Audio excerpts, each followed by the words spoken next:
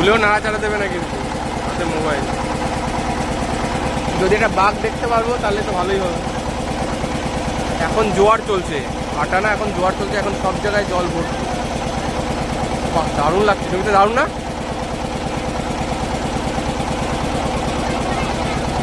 ওই দেখো নেট দেওয়া বাঘের, দেখেছো?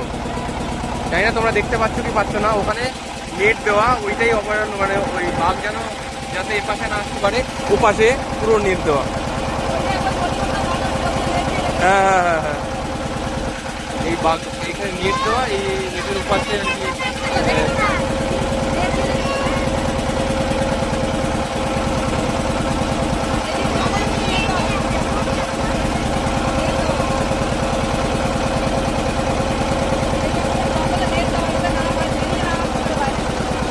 ওই যে দূরে প্রচুর প্রচুর নদী, কিন্তু নদী কিন্তু প্রচুর।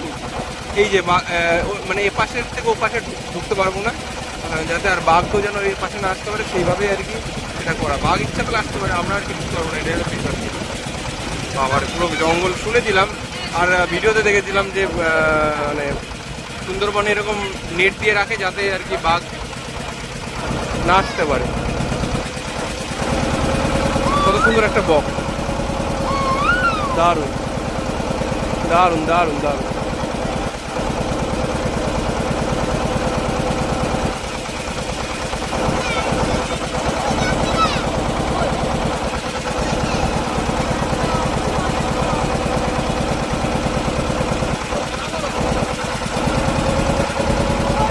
প্রচুর বক রয়েছে, মাছ ধরে খাচ্ছে, জল।